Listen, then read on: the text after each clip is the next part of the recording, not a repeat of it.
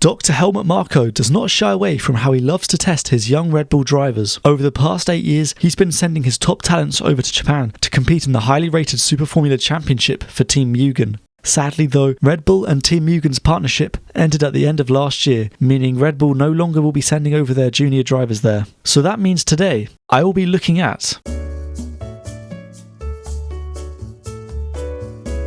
starting off this video will be the first driver Marko sent over to Super Formula in 2017, Pierre Gasly. The Frenchman had just won the GP2 title in 2016, fending off competition from his teammate Antonio Giovinazzi. A top achievement that is surely enough to warrant an F1 seat. Unfortunately for Gasly, there was no room at Toro Rosso in F1 for him, as they had decided to retain their driver lineup of Carlos Sainz and Danny Kvyat. So Pierre went off to Japan to enter Super Formula that year with Team Mugen as the partnership between Red Bull and Team Mugen began. But in case anyone who's clicked on this video who didn't know, Super Formula is the top single-seater championship in Japan, where the cars are considered to be the closest thing to Formula 1. Helmut Marko really rates this championship and has described it as a good training ground for future F1 drivers, as well as the racing being similar to Europe. All the Red Bull Junior drivers would race the number 15 Team Mugen car. So anyway, Gasly's 2017 season started off pretty poorly with 0 points in his first 2 races, but his form picked up with his first points coming in the second race at Okayama, finishing 7th. Gasly would then go on to score points in all the remaining races. Well, sort of. I'll get onto that in a second. He achieved his first race win during the 5th round at Motegi, finishing ahead of former F1 driver Kamui Kobayashi and future IndyCar driver Felix Rosenqvist. Gasly's form then turned into potential championship winning form as he made it back-to-back wins with a race win in the following round at Autopolis and a 2nd place in the next race. Pierre went into the final round at Suzuka in championship contention. Unfortunately, the final round was cancelled as a typhoon hit Suzuka. This meant Gasly lost out on the title by half a point in the end. Half a point.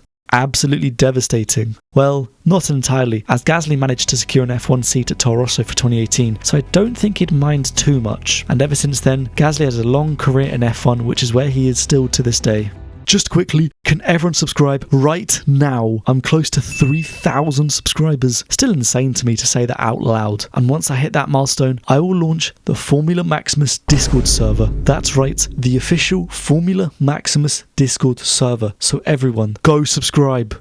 For 2018, Team Mugen fielded a non-Red Bull Junior team member in Nurei Fukuzumi in their number 15 car. Fukuzumi was a Honda Junior driver and Red Bull athlete at the time, so technically not a Red Bull Junior driver. 2018 was sort of the first year that the Red Bull and Honda partnership began, as it was the first year that Toro Rosso started using Honda engines in F1, so you can expect Honda pushed for one of their drivers to compete in Super Formula that year, whilst Red Bull decided they didn't have any drivers to put in the championship. Fukuzumi sat out a couple rounds mid-season due to health reasons, so Red Bull found a substitute driver in Dan Ticktum to take his place for those rounds. Ticktum was competing in European F3 during 2018, the year where he lost out on the championship to Mick Schumacher. It was also the year where he won the Macau Grand Prix for the 2nd time, but he couldn't quite replicate this success over in Japan. In Ticktum's 2 races, he failed to score any points with a retirement and 11th place finish. Fukuzumi then returned to the car for the final 3 rounds of the season.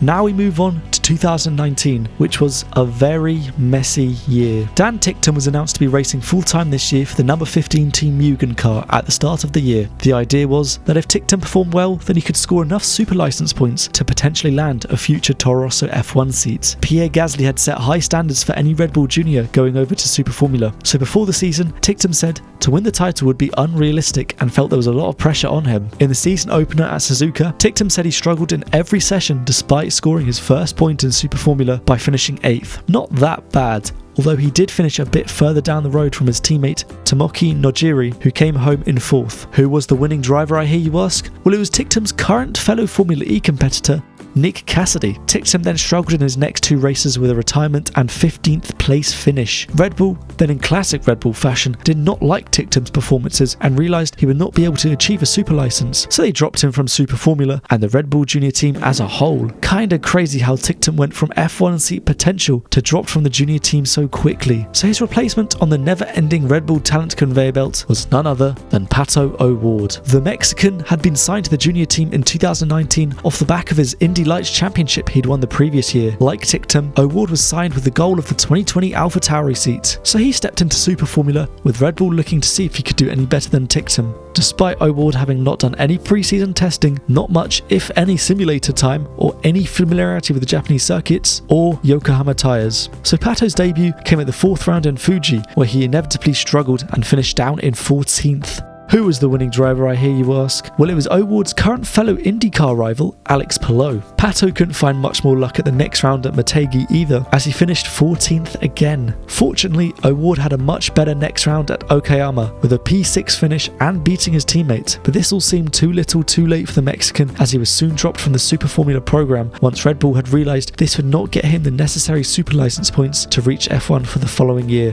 What also didn't help him is how the points that were awarded for winning Indy Lights had just dropped from 15 to 12, so this made it even harder for O'Ward to get a super license. Red Bull also released him from his junior contract early to pursue IndyCar with McLaren, which has proven to be a very good decision. So for the final round of the season, Red Bull plucked the next talent off of their conveyor belt, Jüri Vips. The Estonian was just coming off the back of a very good F3 season before he joined Team Mugen in Super Formula for the last round of the season at Suzuka. Now, to no one's surprise, it was a familiar story, as the driver with limited time in the car struggled to get a strong result. Vips qualified badly and also finished badly to round off a truly horrible season for the number 15 Team Mugen car in the 2019 Super Formula Championship. The 3 drivers scored 4 points combined between them and finished in 20th, 18th and 23rd respectively in the standings, whilst teammate Tomoki Nojiri finished 4th. So you all thought the 2019 nightmare ended there. Well, actually, there was another Red Bull Junior who raced in Super Formula that year, and this driver actually competed for the full season. Shocking, I know. Lucas Auer joined B-Max Racing in Super Formula for 2019, a team nowhere near as strong as Team Mugen. Auer had joined the Red Bull Junior team at the beginning of the year after he'd been competing in GTs for the past few years. He'd been flirting around F1 test driver roles for the past few years too, as he was racing for Mercedes and DTM, meaning he was a Mercedes factory driver. But anyway, Auer too had the same goal as any other Red Bull Junior in Super Formula. He just had a disadvantage racing for a weaker team. He started off the year well with a 7th place finish at the season opener, but he fell out of the points at the following round in 11th place. The next round at Sugo was mega for Auer, as he only went and achieved a podium with 3rd place. This was the last race for Ticktum for context. Auer could not keep this form up in the next race as he failed to finish, but he did score big points in the following 2 races with a 7th and 5th place finish. Unfortunately, Auer again finished outside the points in the final race of the season at Suzuka, but nevertheless, it was still a pretty impressive year from the Austrian. He ended up 9th overall with 14 points, 10 more than Ticktum, O'Ward and Vips combined. Lucas Auer, however, did not continue with the Red Bull Junior team after that year, and that was also his last outing in a single-seater car, as he now races GT cars again.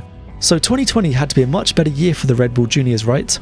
Well, it got worse. Jüri Vips was announced to be driving in the championship full-time for 2020 after his cameo at the end of the previous season and appearing at the post-season test. The goal was the same as always: perform well and score the super license points needed in order to acquire one to be within a shot for a future F1 seat. Now, unfortunately, there was a much larger world event going on during 2020 than the F1 driver market. The coronavirus pandemic prevented Vips from competing in Super Formula in 2020 due to travel restrictions in place over in Japan at the time. Ukyo Sasahara subbed in for Vips initially at the start of the season and soon replaced the Estonian full-time for 2020 after Red Bull pulled the plug on his Super Formula campaign for that year after realising it would not be feasible.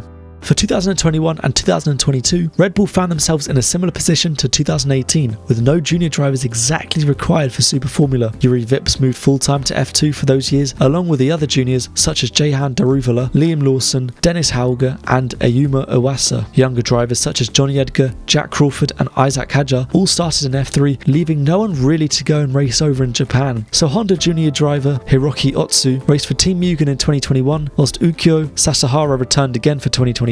Both drivers actually did a lot better for Team Mugen than any other Red Bull Junior in Super Formula, aside from Gasly, with both achieving 6th in the standings.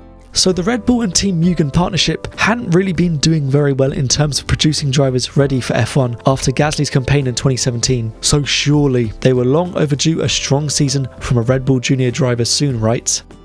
2023 saw the return of a Red Bull Junior driver joining Team Mugen full-time in Super Formula with Liam Lawson. The Kiwi driver was just coming off the back of a 3rd place finish in the F2 standings, but found himself overlooked for an F1 drive, with Pierre Gasly's vacated AlphaTauri seat going to Nick de Vries instead, and then subsequently Daniel Ricciardo as the Dutchman's replacement after his poor performances in 2023. So Lawson was placed into Super Formula to prove himself further to Red Bull. So in typical Liam Lawson fashion, He won on his debut at Fuji, becoming the first driver to win on their debut in the top Japanese Formula category since 1978. He was also the first Red Bull Junior to win a Super Formula race since Pierre Gasly in 2017. A very strong start. The second race at Fuji wasn't as good, with just a 5th place finish, but Lawson had already set high standards. Another good performance followed in the next round at Suzuka with a 4th place finish. Then in the next round at Autopolis, Liam qualified second and went on to win the race, which put him at the top of the championship standings. A more underwhelming race followed at the next round at Sugo with a 5th place finish, but Lawson would bounce back with another win again at Fuji in the next round, ahead of championship rival Ritomo Miyata in 3rd and former F2 race winner Tadasuke Makino in 2nd. The next race at Motegi went terribly for the Kiwi. After Lawson qualified well in 3rd, he attempted to make a move round the outside of his teammate Tomoki Nojiri for the lead on the first lap,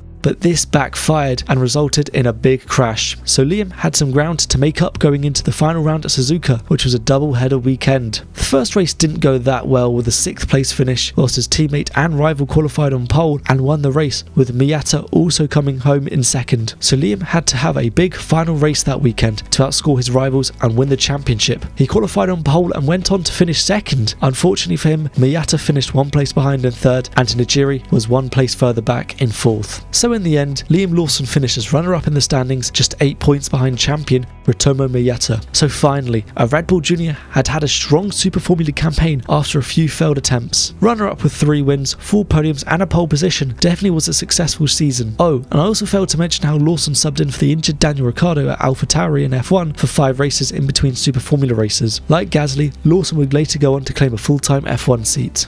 And now, the final season of the Red Bull and Team Mugen partnership, which saw Japanese driver Ayumu Iwasa claim the seat in 2024. Iwasa was coming off the back of a 4th place finish in the standings in F2 the year prior, so he too had relatively high expectations, although it must be said it never really seemed that Iwasa was within a shot for an F1 seat. But anyway, he didn't start off the season with the best result, with a 9th place finish in the season opener at Suzuka. However, a much stronger race followed in the next round at Autopolis. Iwasa claimed pole position but could not keep on to first place in the race and had to settle for a 2nd place finish, his first Super Formula podium. He'd make it back-to-back 2nd places in the next round at Sugo. However, this race only awarded half points due to poor weather conditions, red flag in the race. The next race at Fuji was a disaster for Ayumu. He qualified 2nd but stalled on the grid, leaving him to come home in 11th and out of the points. A better race followed at Motegi with a 7th place finish. Iwasa's return to Fuji was much better this time, with another 2nd place in the first of 2 races there that weekend. He then finished 6th in the 2nd race. The final race weekend was a double header again, this time at Suzuka. Iwasa qualified on the front row again in 2nd place for the first race, but could only finish the race in 9th, thanks to a poor start. He then had another underwhelming race with a 7th place finish. So at the end of the season, Ayumu Iwasa finished 5th in the standings, quite far back from his teammate Nojiri in 2nd place. But 3 podiums and a pole position is still impressive. Iwasa is still competing in Super Formula in 2025 in his 2nd season now, where he's currently 3rd in the standings with 2 races left of the season. So that has been all the Red Bull Junior team drivers who've raced for Team Mugen in Super Formula and also B-Max Racing in 2019. So please leave a like and subscribe so that I can hit 3k subscribers and launch this Discord server, and I'll see you all later.